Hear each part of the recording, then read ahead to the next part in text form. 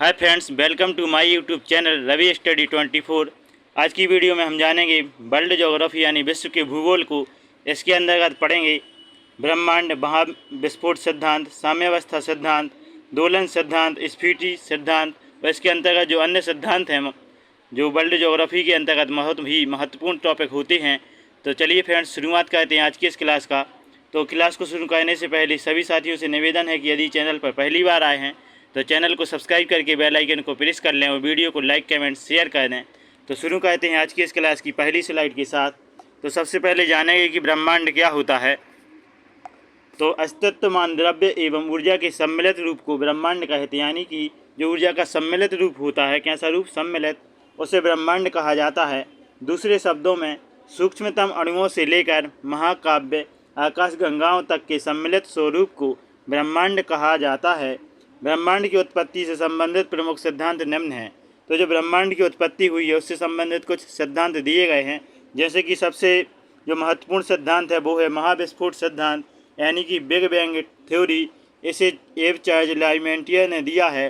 तो ये जो महाविस्फोट सिद्धांत है ब्रह्मांड की उत्पत्ति का सबसे महत्वपूर्ण सिद्धांत माना जाता है, क्योंकि इसके द्वारा ही बताया गया है कि जो ब्रह्मांड है उसकी उत्पत्ति हुई है। अगला जो सिद्धांत है वो है साम्यावस्था या सतत सृष्टि सिद्धांत या स्थिर अवस्था संकल्पना।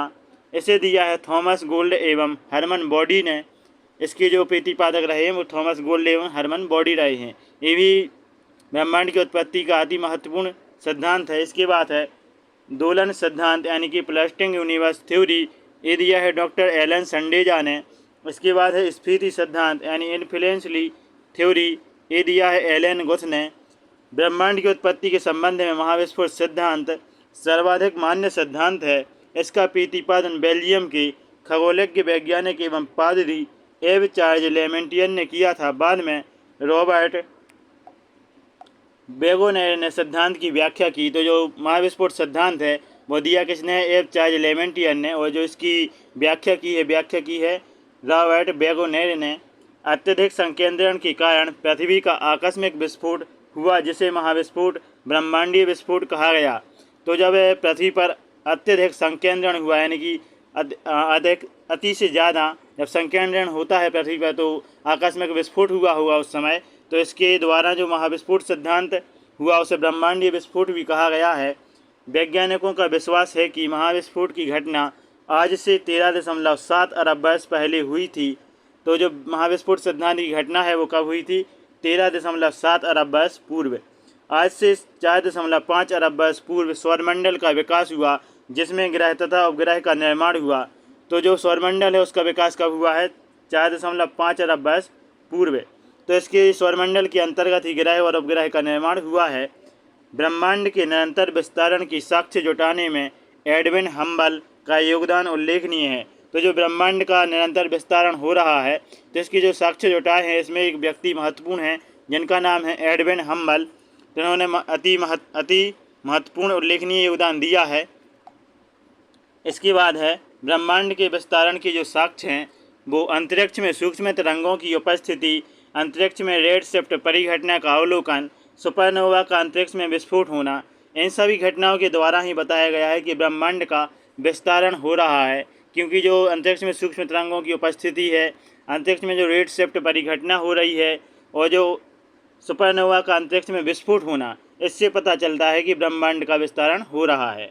नासा द्वारा 30 जून 2001 ईस्वी को डेविड विल्किंसन के नेतृत्व में बिग बैंग की पुष्टि हेतु MAP परियोजना, यानी कि माइक्रोवेव एनेस्ट्रोपी प्रोब मैप का शुभारंभ किया गया। किसके नेतृत्व में, डेविड विल्किंसन के नेतृत्व में। कब किया गया, 30 जून 2001 ईस्वी को। मैप एक उपग्रह है, इससे प्राप्त चित्रों से बिग बैंग की पुष्टि होती है। मैप एक क्या है, उपग्रह है, जिसके द्वारा चित्रों से बिग बैंग की पुष्टि होती है।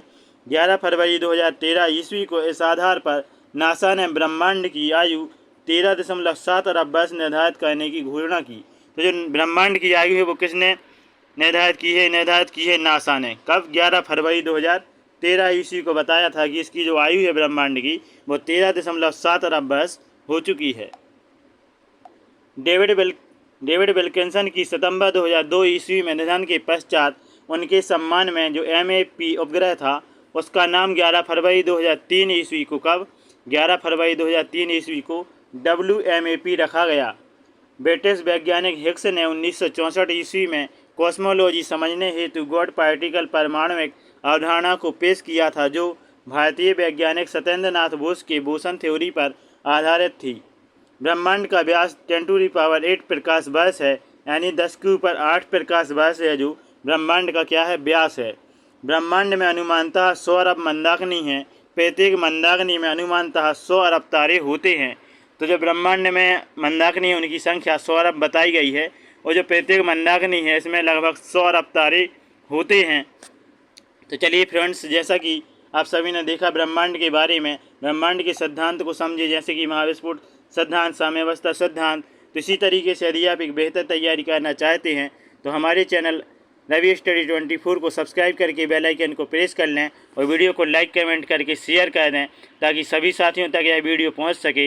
इसी के साथ जय हिंद, वंदे मातरम।